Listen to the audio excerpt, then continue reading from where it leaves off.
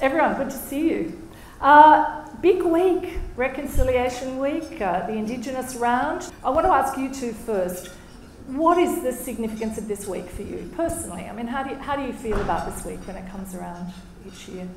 Yeah, I think for me, I really try and be as active as possible this week. I think it's a really great week for people to see us out there supporting the different events that are on, and there are lots of different events that people can be involved in Reconciliation Week. And I think whether it's hosting a breakfast like we are this morning, if it's hosting barbecues in the afternoon. I was just down at La Perouse yesterday and planting a red hand in a sea of hands displayed down there in Lapa, and that's a great way for people in the community, especially children, to get a first taste of what reconciliation might be. It's that coming together, that's the message we want to send out there, especially starting with those kids, that reconciliation is about being inclusive, and it can be something that's beautiful as well with the sea of hands. Gillon, the AFL only has one themed round this year, which is the Indigenous round.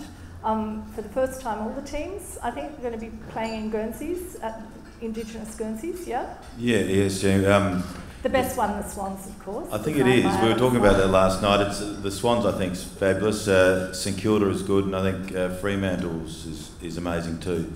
I think there's something symbolic about this year having all of our clubs, and to be honest, about six weeks ago there wasn't, and we were able to. There was, I think, 15, and I don't think it was a conscious thing necessarily from others. It was that they hadn't got to it, and the fact we had such momentum, we were able to go to the other clubs who hadn't got it, and to have all 18, and I think it's symbolically significant. And a club like Collingwood, who is such a significant thing for them to make the decision to change their jumper, and Eddie's been so outspoken about it, and I think that speaks volumes, hopefully, for our industry and how seriously they take this round and this issue. As the new leader of the AFL, tell us about the way you view this week. I mean, and the priorities that the AFL is giving this week. Well, I think new in the role and looking at this week, I think it's really primarily for me and for us, it's about celebration. And as the Minister pointed out, it's 10 years on Saturday night of the Dreamtime game, 7 years for Indigenous round, 10 years of the Long Walk. But for me and our team, it's a bit now with the launch of the wrap yesterday. It's also looking forward and about what we can do. I think we've been our industry has been tremendous about celebration. I think 20 years ago it was about vilification and others, and I think we feel we might be at an inflection point, and now we're looking forward about what we can do better and more significantly, and that's how I feel, that actually there's huge opportunity. I think we've done a lot, but this weekend's about celebrating, but for me and our team it's also a bit about listening and talking and finding out how we actually make the next big step. And the Recognise campaign? Yeah, I think it's incredibly important, and one of the 4 pillars of our wrap yesterday was about partnership, and I think this year it's an incredibly powerful and symbolic one to be a patron of Recognising Australia, and I think it's been well documented about what it means, and I think it's just the right thing, and it's a perfect thing for us to be supporting this year in a very visible way. And when you see that R in the middle of the ovals across all of our games, 5 million people will see it this weekend. I think it's a pretty big statement. Adam, it's almost exactly a year ago that you were racially vilified at that Collingwood game in the Indigenous round, and I remember how hurt you were at the time by what happened, both on the ground and subsequently with Eddie Maguire. Now here you are, a year later, Australian of the Year. What have you learnt about yourself as a leader in this past year?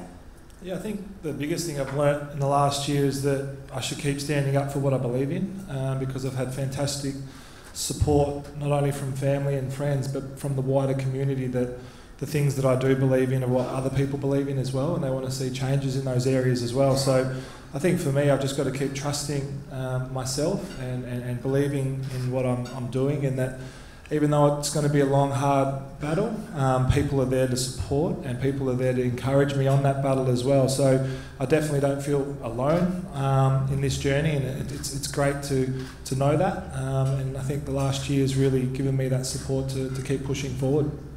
What are the particular challenges, do you think, you two think, that face Indigenous leaders or people who want to be Indigenous leaders? You need those people being the trailblazers. I think if I look at why is it so easy for me to be able to run around on the AFL field, it's because of the guys like Michael Long and Nicky Winmar, what they've been able to do for our game. And the same thing is for our Indigenous leaders. We need those people out there doing those different types of jobs, those different roles, and speaking the good truths, because if we don't have those, then the younger kids, they don't really look up to what's going on out there. So I think for me, it's about being those trailblazers, putting your neck out there at times when you need to show these younger kids that, you know, at times it's going to hurt to take that challenge on, but it's going to be worth it. It's going to be hard work, and there's people there to support you. And Gillon, what do you think you can do as the new head of the AFL to encourage more Indigenous leadership? Well, hopefully, in terms of encouraging Indigenous leadership, we can provide all of our support in whatever form that means, and that means whether it's investment in development, frameworks, role models, access to role models. So I think there's a lot we can do. I think we also can encourage it less directly through the statements we make and the things we do and the direction we set, and hopefully providing a sort of a benchmark of aspiration. And I think those strong statements are hopefully just as powerful as what we might do in sort of direct investment. You've just stepped into one of the highest profile positions in Australian sport. I just wonder what you're going to bring to the AFL that's different in terms of leadership. You've cited diversity. What else will be different? Well, there's a sort of style of leadership, and there's the leaderships demonstrative things like diversity and others. I think the last 10 years have been one of extraordinary growth and investment, and the next 10 hopefully is one of consolidation and building on that. And there might be some softer looking stuff like diversity, or whether it's, you know, a more sort of listening AFL as we go try and be truly national and representing all communities, and that's a big focus for us, is actually being truly national and truly representative. Adam, just on the issue of racism, I mean, we've recently heard about the incident where the crowd sought the eviction of the fan for yelling racial abuse at you again during an Essendon game. What do you think, given you've been in the league for so long, about the extent of racism? I mean, do you think it's better or worse now than it was when you started? I think what we're going to find, unfortunately, is that it's going to get worse before it gets better. I think ever since just the Essendon game, the amount of phone calls that I'm getting from people in junior football leagues and whatnot, asking for support on how do we deal with this issue at our local football club. This is what happened on the weekend. So that to me means that more people are standing up and saying this is unacceptable, which I think that's what we want to start to do. That's how we're going to make change. And for me, that's where I see that it is going to get worse, that people are going to start calling out more people, which I think needs to happen. But we also need then the right support in behind that to make sure that we're helping those junior football leagues, we're helping those junior clubs so that they can better manage the education side of it, and those football leagues can then move on together and get a good result out of that. And Gillon, what do you think, what else can the AFL do to deal with this, do you think?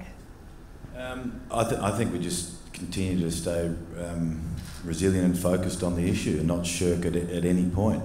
And you know, I think Adam's right, we're going to continue to be tested, and our clubs are going to be tested. It's the theory is easy, but the brutal reality of for instance, a couple of weeks ago, and being strong about that, and Essendon being strong and having no tolerance and no grey in this issue, I think is what we need to do, and we're obviously committed to that. And you know, it actually isn't that hard. I think it's just being completely definitive about this issue and making the stand every time it comes up, and continue to do it day in, day out.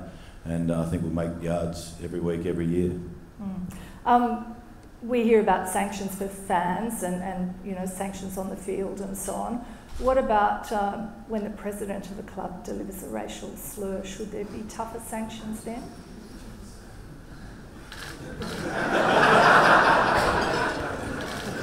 This is one probably Richard Collar should be answering. I think that was an incredibly challenging one, and there's been a lot said. I think the process. I mean, I know Eddie well as others do. I mean, he made a mistake, Ed, and people make mistakes. He went through a process of education. Did many hours working through the process that we established and the framework we established, and I think that's the right process. And I think public mistakes like that are actually part of the journey, and it's commitment to deeper understanding and engaging in the process that he did, the conversations he's had, and having to do them in a very public way. I know it's very tough for him, but I think there's actually benefit in that for all of us, and I think it's the right process, certainly in my mind. Adam, we're kicking off the Indigenous round Thursday night. How do you think we'll go? Yeah, it's exciting to be able to showcase, obviously, our jumpers on the night, but also to start Indigenous round on Thursday at the SCG. Hopefully our first sellout crowd, which would be pretty amazing. But it's exciting. We're supposed to be at a team meeting this morning. We got out of that, but we got training at 10:30. So a last hit out. I know we're all very excited, and a big crowd. Own game on that night, so it should be great. Good luck. It'll be a great game. Thanks. Would you please thank very much our panel: Adam Goodes, Charles Proud, Gillon, McLachlan.